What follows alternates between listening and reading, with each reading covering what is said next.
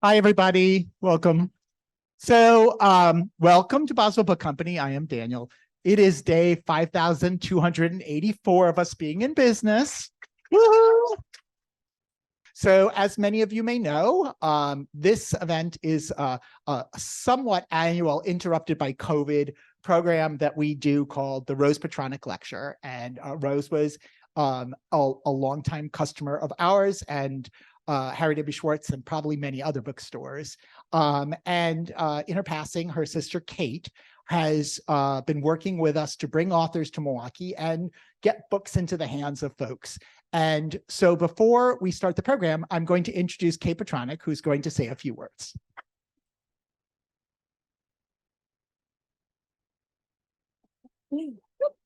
Thank you very much, and just very few words. Rose just adored this place, as I know each of you do. And she would call me, because I live in DC, and say, you'll never believe who I heard last night at the Boswell books. So I know you're lucky people to have Boswell books. And so that's true. I did want to create something that sort of keeps her in mind and hopefully will be useful to you. There is a little bit of a bio for her, so you'll know who she is, because I think that's important. But there's also this little drawing, which is a very nice card. I hope you'll like it. And there's a little envelope inside should you'd like to send it to somebody else. So we're all looking forward to, I'm going to stop talking immediately, for the real event of the evening. And here you are, Daniel. So yes, we have a lot of programming, but it all pales in comparison to tonight's event. We actually, I sometimes say, long time in the making. This event is literally over a year in the making, because when this book was announced and our sales rep, Stefan, told me that a book was coming set in Milwaukee that he thought I would like, we had grand dreams post-COVID of maybe hosting her. And we did virtually. It was an amazing event with Donnie Walton, the final revival of Opal and Nev, pick it up. And in passing, in the little introduction, well, first of all, I can't even talk about it, because it was sort of, the publicist said, I said, did she really got Milwaukee down really well? Did she live here? And she said, no. So it turns out that was corrected in the little pre-event conversation that we were able to have. And our author said, maybe I'll come for the paperback. I'm like, nobody comes for the paperback.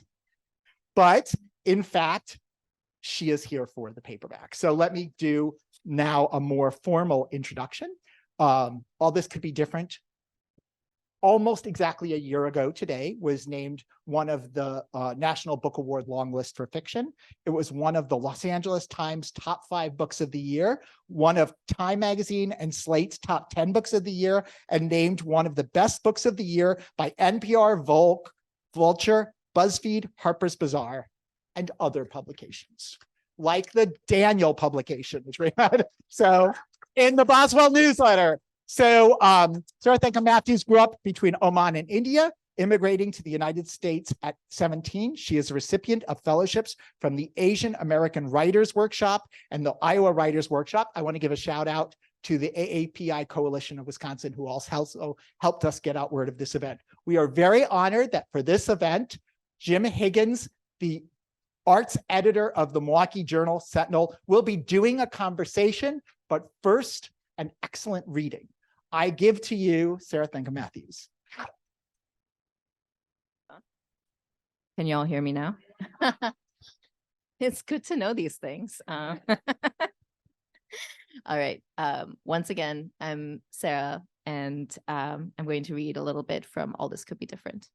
I'm going to read the first chapter, which is very short, and then one page from later in the book. All This Could Be Different. A1. I would like to tell a story of a different time. I was 22, a teak switch of a girl. I had finished college. There were not many jobs. The economy had punctured like a tire. Obama had won a second term. He said, Jobs, healthcare, national healing, he said, Trayvon Martin could have been my son. I was moved by this, thought that sort of imaginative exercise bravery. I would listen to his speeches on NPR as I dressed for work. I had found a job. This set me apart from my college friends. I was a consultant, or going to be. This despite my RD degree. A consultant in training, 3 toddlers hiding in a suit. I did not consider myself a sellout. What I felt was that I had been saved from drowning. My classmates without jobs had moved in with their parents, were working unpaid internships at noble nonprofits. I wished them well. My parents were not with me, had left me to make my way in the new country. I was glad they did not, for now, need me to send them money. They had before. My client was a baobab of a corporation, Fortune 500. They made car seats, heating units, pedometers, batteries. My boss demanded I wear pantyhose. You are a contractor, he told me. No benefits. Women who work for me wear makeup. That is how it is.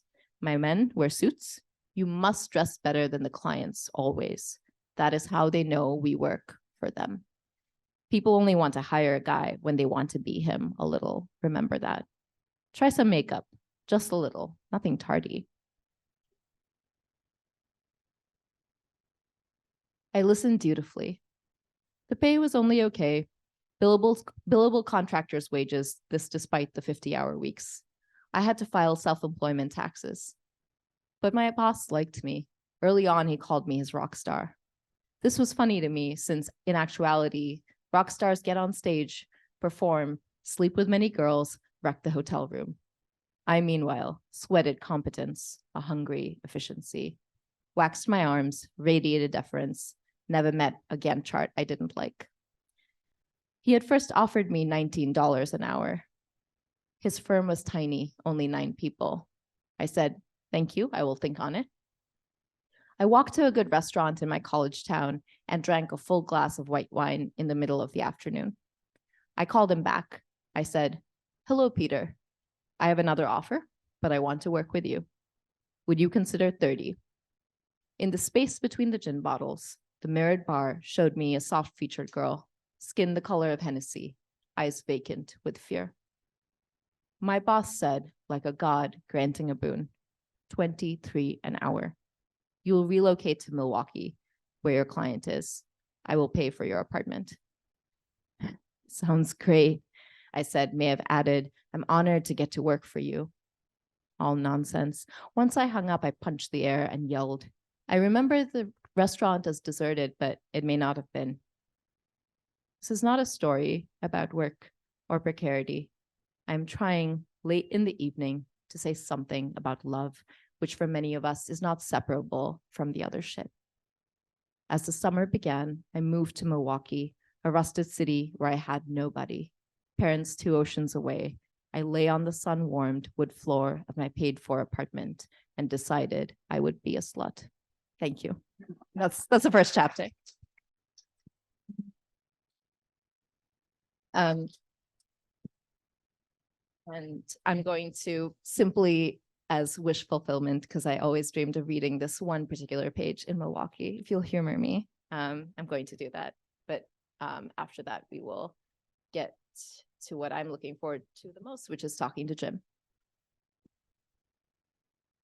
So for those of you who haven't read the book, many things happen in between the opening and what I'm going to read from. But all you really need to know is this is a conversation between the narrator and her best friend, who she meets during these months in Milwaukee. And at the moment of this conversation, the best friend Tig is contending with the fact that the narrator is going to leave Milwaukee. So they're walking around, they're walking down KK. Hey, want to go to Garibaldi? Tig asked, feeling a beer personally. Bro, please no, I said. I overdrafted my account twice in the last 2 months. Had to break out my CD early, pay this dumbass penalty to even reserve my U-Haul box. Ugh, like I could pay for us, Tig began. No, broke ass, you spend too much money. I said. Let's just walk. Walking is free. You're such an uncle. Please don't be this way in Washington.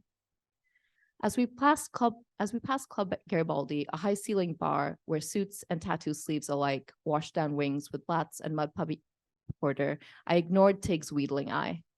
We were by a large brown plaque one had never noticed in the nighttime. Over the damp grass, I walked to it. It said, Bayview's Rolling Mill. Oh shit, they said. Yeah, the Bayview massacre happened here. Huh, I said and made to read it, but Tig continued. You had people, workers all over the country then, working 16-hour days, 6 days a week, immigrant organizers in Milwaukee. They got people to walk out of work, strike for an 8-hour workday. Literally thousands of people showed, like half the city. Whoa, I said. God's truth, Tig said. Strikers shut down every factory in the city except this one. 14,000 people out here marching. They got the National Guard out, tried to send protesters packing. When they wouldn't leave, these assholes shot at them and came after them with bayonets and shit. Night by now was coming for us, spreading through the sky. A streetlight flickered to life, beamed down. In all my time here, I had not looked at the books on Milwaukee's past. All this history unknown to me. Tig turned to me. Their face flushed, something new and fearsome in it. Don't you dare forget this place, they said. I think you'll eventually make something of yourself out east. One reason why I'm letting you go. But don't you ever, ever, ever become one of those people, nose in the air, calling all this, Tig gestured around wildly, flyover country, thinking we're just about beer and cheese and serial killers and corn. Things happen here. Happened here. This place is part of why the rest of this stupid, godforsaken nation has child labor laws and workplace safety and unemployment insurance. Why we have weekends and an 8-hour workday. We had 40 years of actual socialist city government, democratically elected here, only city in the nation. FDR was inspired by what happened here when he dreamed up his little New Deal and shit. Milwaukee, baby, we have real history. Remember us, right?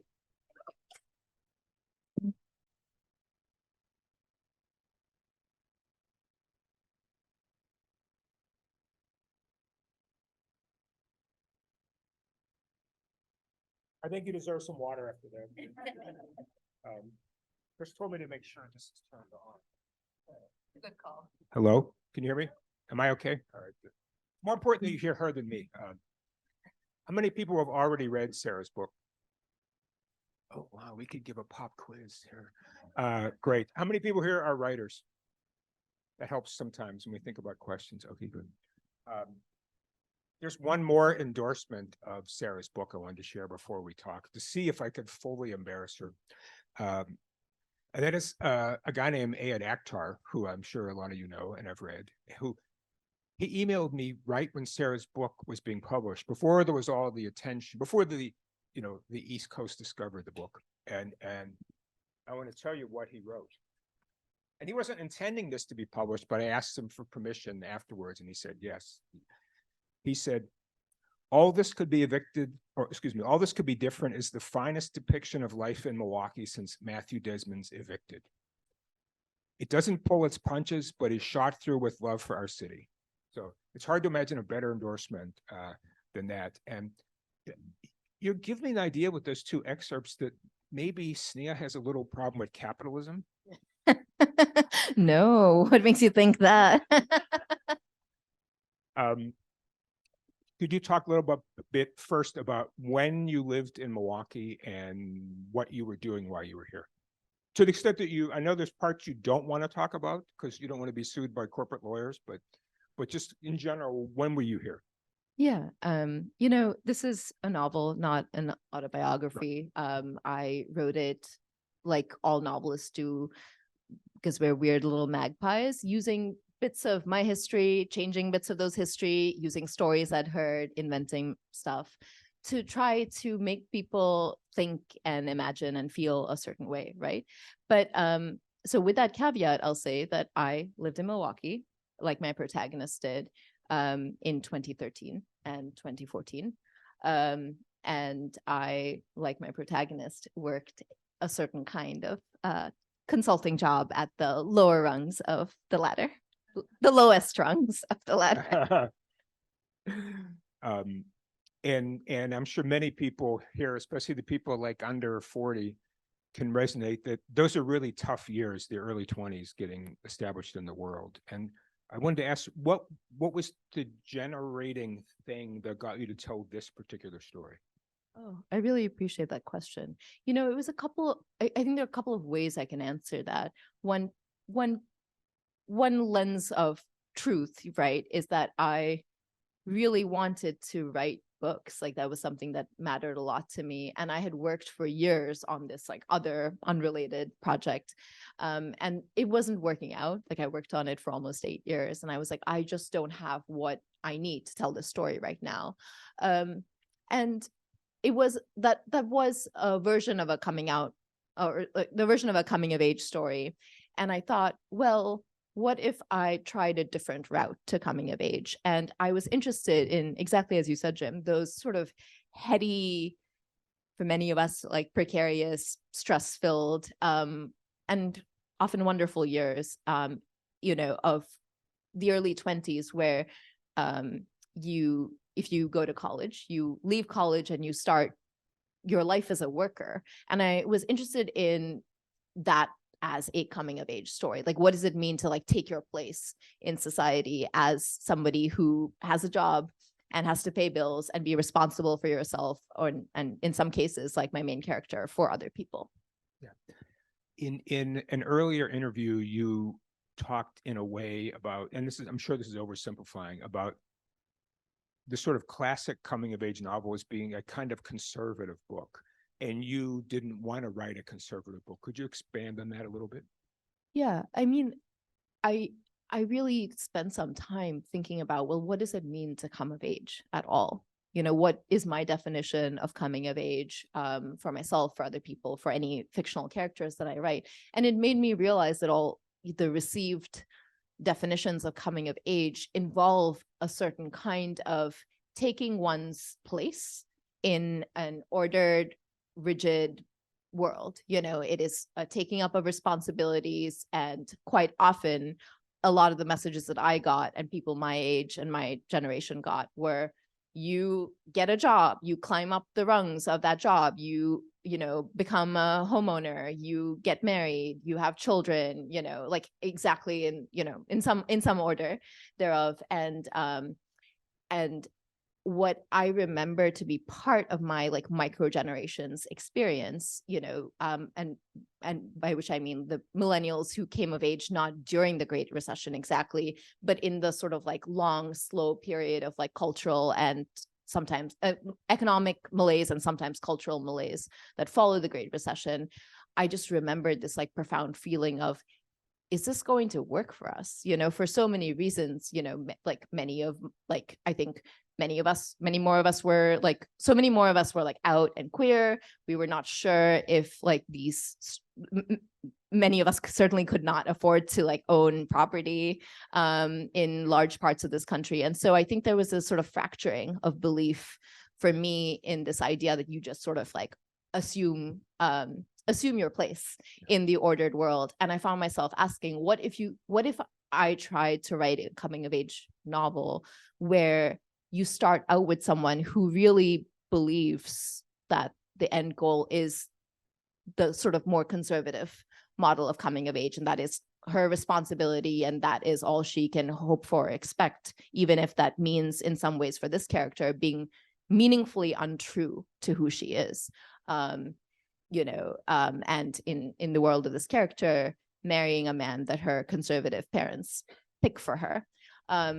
What if you start it there and you end up with a version of coming of age that pushes on the world itself to reshape and accommodate our truest selves? For those, I'm going to be a little discreet about this, but a lot of people have read the book already. So a more old-fashioned novelist might have ended this novel at the point where Sneha has a kind of resolution with the woman she's been involved with in a complicated way. Sneha's involved with everyone in a complicated way, but with this one particular woman, but you don't. You go on. There's a significant portion of the book after that point were you striving for a kind of solidarity of characters? Tell me about your thinking on that Yeah. material that comes after that part. I really appreciate this question, you know? I mean, I think that at some emotional level, I wrote the book I wanted to read. I wrote this book in 2020. I wrote it when so much in my life had first fallen apart, like very meaningfully, and then came together in a way that I could have never predicted. And what created the glue of that coming together and that repair and that mending was care and solidarity and other people in a variety of ways. And I thought, well, what would it look like to try to represent this movement, you know, this sort of movement from an I to a we in fiction? And the way the book is written tries to, I think, hold that intention in mind. I think it is, in a way, like, I think All This Could Be Different in a certain sense is absolutely a story of romantic love. Or involves a story of romantic love, but its center to me was never necessarily romantic love. I think it is this idea of you end up with, you have this person who starts out alone and lonely, and you end up with a home and a family, and it's like your people, you know, because my personal belief is that almost all of us needs more than just one person, that one partner, you know, like in terms of like our needs and our relationships for our life, you know, many of us need many people. And I tried to write a book that reflected my belief in that. Now, Tig, and for those of you who know the book, Tig, and I would be team Tig, you know, if there were charts for teams in this book. Tig has a statement to Sneha, friendship is work. And I'm wondering if you agree with that, or if you would talk a little bit about the ways that friendship is work for Sneha. I love that question. Yeah, I mean, so very quick backstory for anyone who hasn't read the book. Sneha, who shows up in Milwaukee not knowing anybody, right, gets on the dating apps, you know, including OkCupid and the like, because this was 2013, and meets somebody who she ends up becoming very close to, and that's Tig, who is a radiant, brilliant, Black, genderqueer, native Milwaukeean. And one of the things that, you know, Sneha says to Tig is that she would like them to be friends. And Tig, who is, among many other things, like older and wiser than Sneha, I think says something that's true, I really just believe to be true, which is that friendship is work and a commitment and a practice.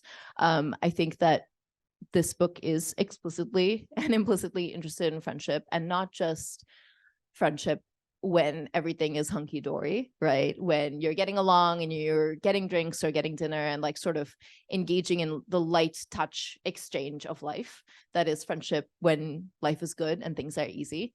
But what it means to exist within this slippery, relatively unscripted relationship, you know, that our culture does not value in the same way that it values blood kinship or marriage. And so, yeah, I think it both it reflects my belief, and it's also an attempt. The whole novel is an attempt to think through, like, what can friendship mean? What are the different ways in which you can approach deep and close and loving friendship? Now, not to knock New York where you live now, but one thing that really makes this a Milwaukee novel and not a New York novel is that, and Sneha, whose name I've been pronouncing wrong all night, and thank you for subtly correcting me.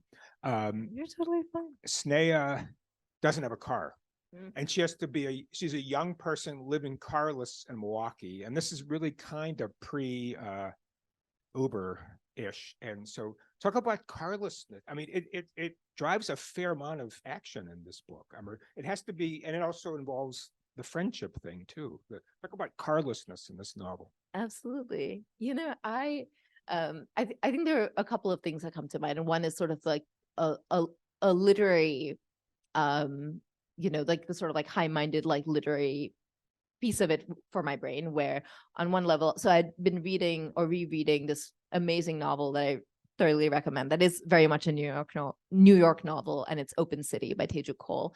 And I was thinking about this idea of like how many of the books that I like that are like part of, you know, the pantheon of literature are what are called flaneur novels. Like the novel of the flaneur is the person who is sort of you know, is a narrator who walks the city and observes and sees life and comments upon life and culture and society for us. And I thought, well, what would it mean to simultaneously, you know, I was interested for many reasons, including trying to understand this character better. I was like, what are the ways in which this prickly, aloof, lovable in my eyes, but certainly difficult person is forced to depend on other people? And I was like, oh, something clicked for me, and I was like, this is going to be the anti-flaneur novel. This is going to be, you know, like Sneha cannot, I mean, tries to and like fails miserably. Sneha cannot wander the streets of Milwaukee, you know, in like polar vortex December, you know, like commenting, you know, eloquently on what she sees. Like through the novel, you see, so, you know, someone who starts out being like, I'm living pretty, I'm getting paid well, you know, I have like a sweet little consulting gig, brought to her lowest and brought to, I think, as many of us are in life, having to contend with the fact that independence is a myth for almost all of us at some point in our lives, you know. And so this novel, I was like, carlessness seemed like a very good way to, one, say something true about many immigrants, like, you know, like one aspect of many immigrants' lives for a period of time. And the second is to show one meaningful way in which she has to depend on other people. Yes. One of my former coworkers, Sarah Hauer, when she read this, and she caught this before I did, she read it and she said, Sneha walks almost all the way home from Bayview to Brewers Hill. And so I know I asked you this before, but have you ever done that? I think yes, but I feel like the weather was good. And we know that Daniel can do it. I walk here 2 or 3 times a year. Incredible.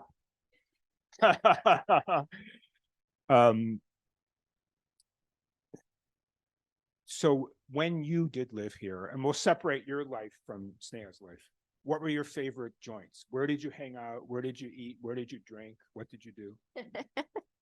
You know, I think that there's a degree to which I, like, many of my favorite joints are in this book, you know, and I think that I thought of that specifically because, you know, I read a decent amount of New York set novels or San Francisco set novels, and those novels are great.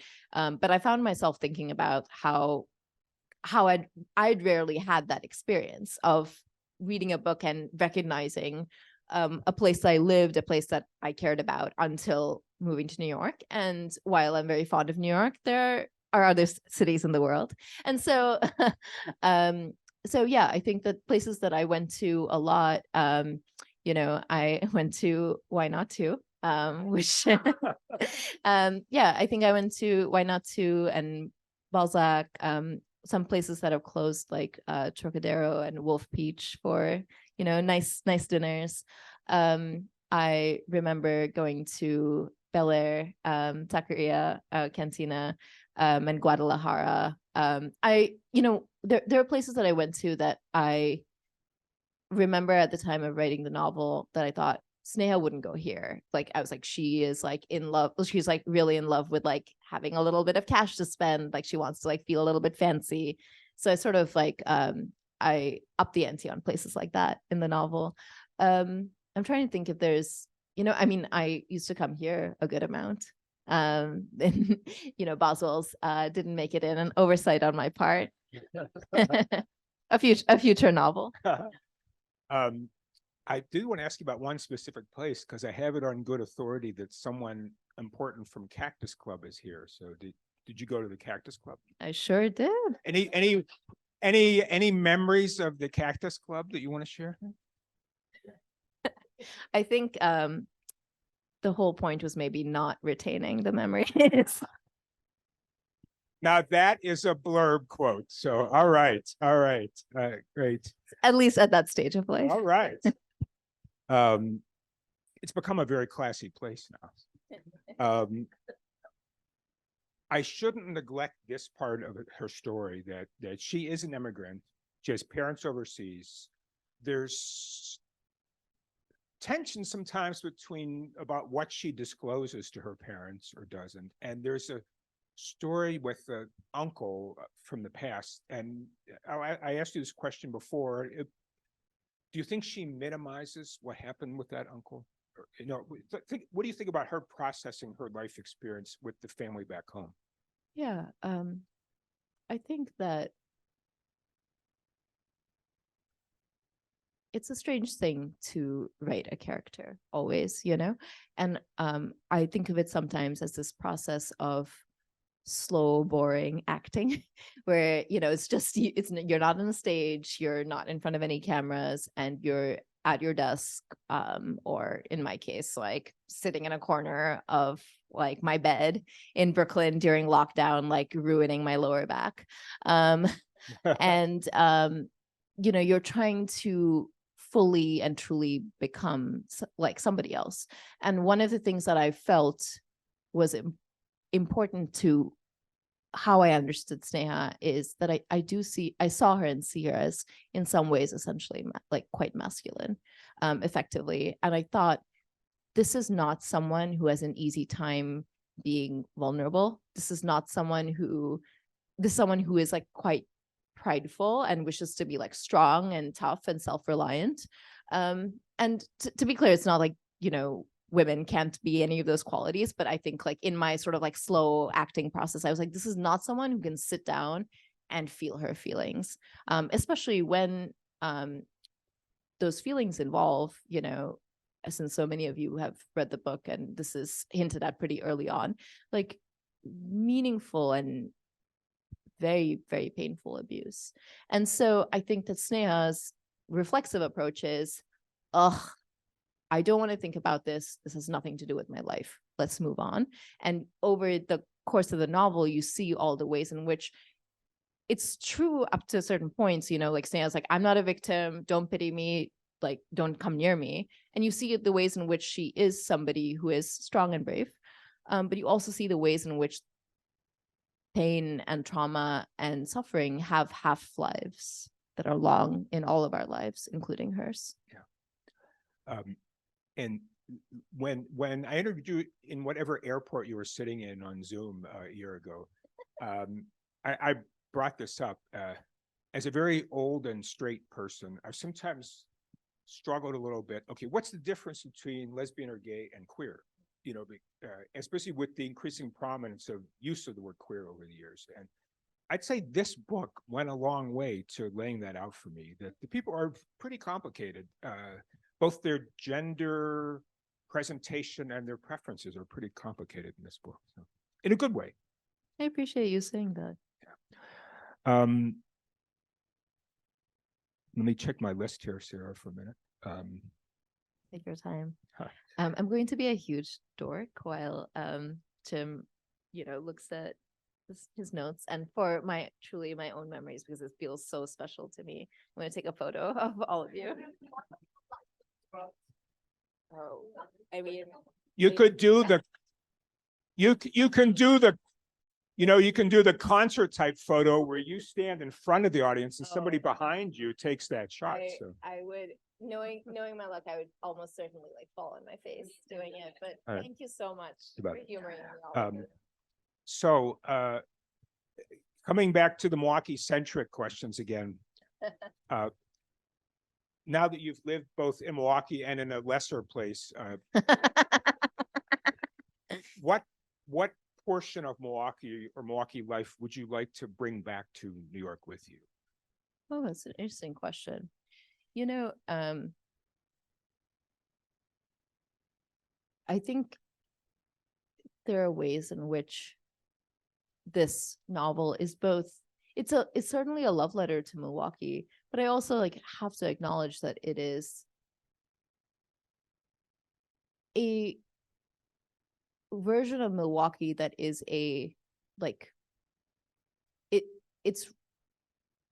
it's told by a character who is not from here, who spends truly important and transformative time here, but it's not deep, deep knowledge, and I think that that's significant in its own way. I think the things that I would love to, bring to New York is complicated because I think that every place should say it's itself, and I think so many things that bother me about, tourism as it exists now, or like the sort of like Airbnb-ization of everything, and there's a certain homogenizing of place that bothers me. And I want all places to like be themselves and stay themselves as much as possible. But I think that the answers range from like brandy old fashions to cheese curds to like, frankly, the warm, neighborly, like salt of the earth Wisconsin ethos that I remember deeply and profoundly and just cherish to this day and feel every time I come back. Good. Yeah. Oh, go ahead. Yes. I'm just being honest. I'm not, Yeah. And am I remembering right? Is it New York that's suddenly got a big restriction on Airbnbs? It sure is. Yes. Well, this leads into our next question here, and that's, you're an activist. During the pandemic, you did a lot of work in a community network. It's Bed-Stuy Strong. Bed-Stuy Strong. You organized food for people who had trouble getting out. You did other kinds of things. And I'm wondering, what's the relationship between your activism and your fiction? It's a good question. I think of them as like two different dimensions that like very occasionally will intersect. I don't think of myself as like writing activist fiction or writing like leftist fiction as like something that is the goal. Sometimes it might happen, but that's not, I sort of will belligerently like insist upon my right to have, if I wanted to, my next book be like frivolous and apolitical, if I wanted that.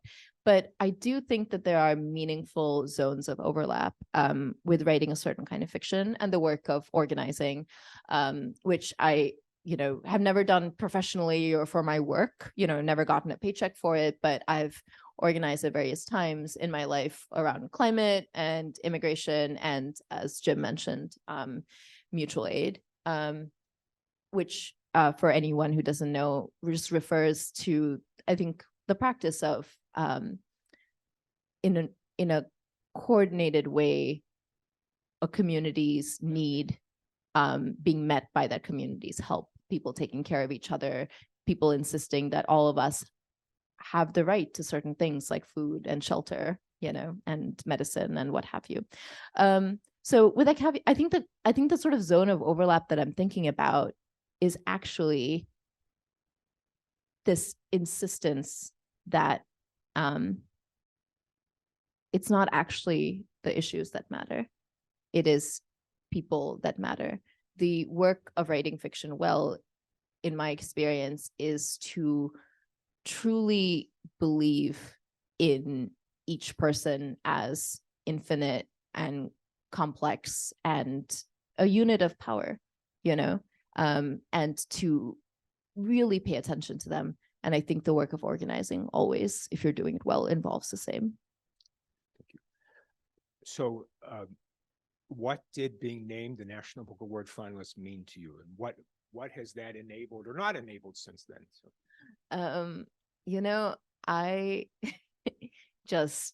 I I think what it meant to me is something I'm still processing, because, I am somebody who, like, I don't dream small for myself or for the people I love. It's not that exactly, but I never thought of dreaming that big. Like, my version of dreaming very big was, I hope that someday I write a book and that it's good and that someone might be able to meet it on a shelf. Like, I met so many books that changed me and made me who I am. And so I didn't really dream beyond that. And so I think with the National Book Award long listing, let alone the short listing, I felt a little bit like an anvil had fallen from the sky and I was really incapable of thought and feeling for a while.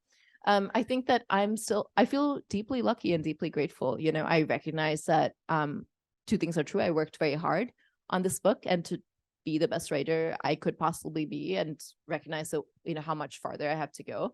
And I think you can sort of, if you're me, you can hold that reality with the reality that publishing and art making right now are often extremely hard, extremely unfair, that there's so many people like working and toiling day after day who don't get the sort of recognition, and feel very grateful, and also aware of like the road ahead. So you went to Madison, which is okay for a school that's not in Milwaukee. And, Sensing a theme here. it's not the UWM or Marquette, It is not. It is not. But who were some of your teachers there, and what impact did they have on you? I went to Madison. It changed my life. I was a very recent immigrant. I had lived in the US for a few years. There's a lot about immigration that's very difficult, even if it represents a net positive for that immigrant's life, in terms of opportunity, economics, or whatever. It is absolutely simultaneously a psychic trauma at the same time. And I remember my time at Madison overall as this period where I became myself, learned how to do so many things, from riding a bike to having an interaction where I handed over money to a cashier and bought an item. I became a grown-up, between Madison and Milwaukee. And my teachers there were so many of them, and who were great and wonderful. I worked a little bit with Serena Pundram in the English literature department. I worked with Sean Bishop and Quan Barry. I started out, actually, when I was an undergrad, I wrote primarily poetry. I didn't write fiction. So I think that was also, I didn't work as much with some of the fiction teachers there. Yeah. What was the switch for you from, and for all I know, you still write poetry, but what happened there with poetry to fiction? It's funny. I the feedback I kept getting on my, admittedly, juvenile poems, was this, there's so much in this poem. It's a poem trying to be a short story. And I was like, oh, and then I would try to write short stories. And the feedback I got was this short story is trying to be a novel. And I was like, okay, let me try to write a novel. So I fear that the way my brain works, there's an impulse towards maximalism that I think I have not learned how to write good poetry with. I wrote a lot of bad poetry. We'll be looking in 10 years for your epic poem. So, knowing that you're a big reader, do you have any current or current-ish or even throwback books that you'd like to recommend here? Oh my gosh, so many.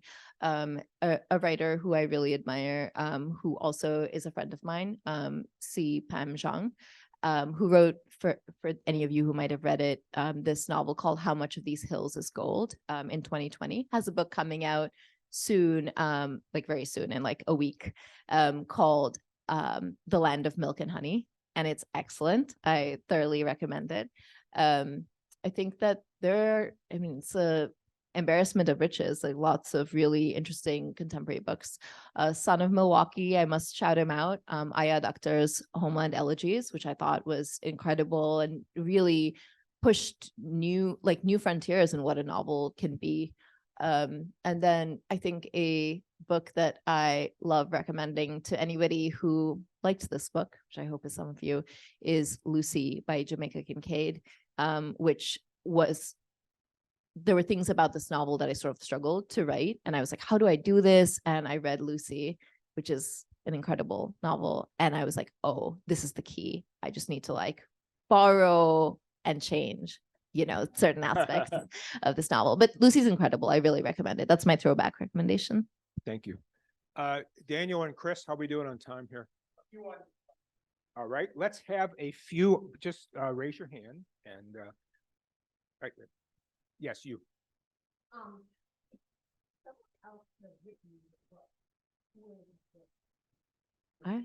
If someone else could have written your book, who would it have been?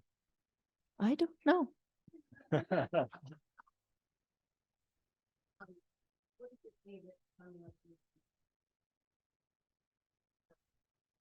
That's a lovely question. It's this funny thing where I have read so many at this point, partly because I was trying to understand the genre a bit, that my brain is blanking for a second, but I will go ahead and choose.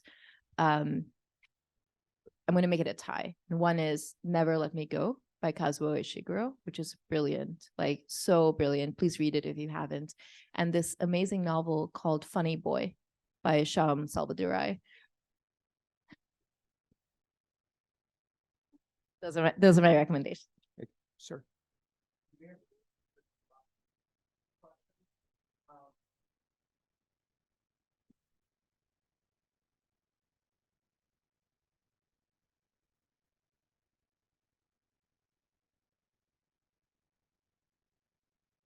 Can you name one or two books that changed you?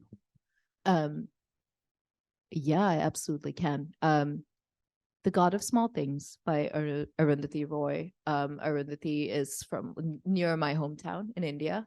Has been somebody I've looked up to my whole life. You know, I don't know her personally. And The God of Small Things is incredible. It's a perfect novel. I really so truly believe that. And then when I was a teenager in Oman, I read The Bluest Eye by Toni Morrison. And it's funny because, you know, I was this Indian kid growing up in the Middle East. I'd never met a white person or a black person. And here I was reading The Bluest Eye and just weeping, destroyed, having my brain nuked. But it really did change who I was. You know, those answers to those last three questions, I think you could just set up your syllabus for a course. I don't know I'm not sure what we would call it, but you have it there. So, yes.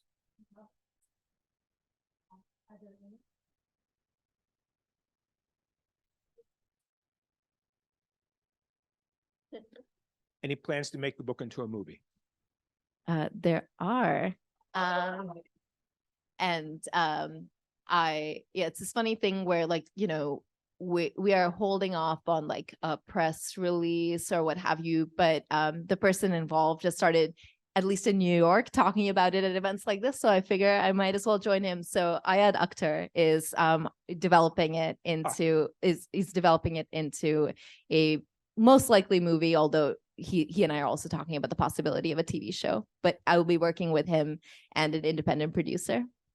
All right, follow-up question. And you have to ask this whenever you're talking about a writer's book in the movie cast. Who's Sneha? You know, I think that there's my best guess is that Sneha will be played by a newcomer versus an established star. I think that they're all for many reasons, you know, there was not as much opportunity granted to a lot of South Asian actors until more recently. So I think there were a lot of people with one movie credit or, you know, a TV show credit to their name who would be fabulous, or somebody from coming out of India, trying to make a crossover happen. Yeah. There's a scene on Commerce Street that's going to be hard to film on a Hollywood backlot where it's 80 degrees, but we'll let Ed worry about that. Someone from the back. Does anyone in the back have a question? Is that where the quiet? Yes.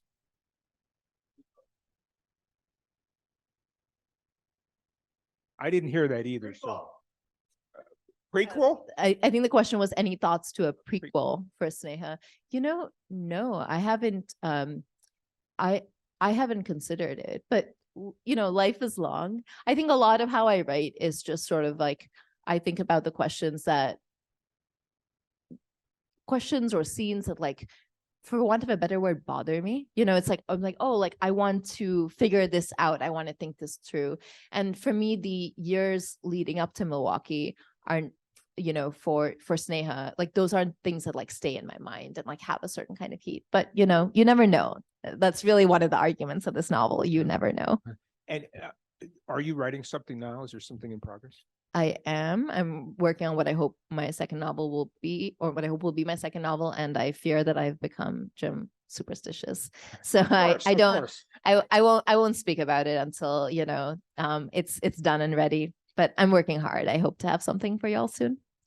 In my house, we refer to that as the secret project. I love that. Questions? Yes. What motivates you as a writer? It's a beautiful question.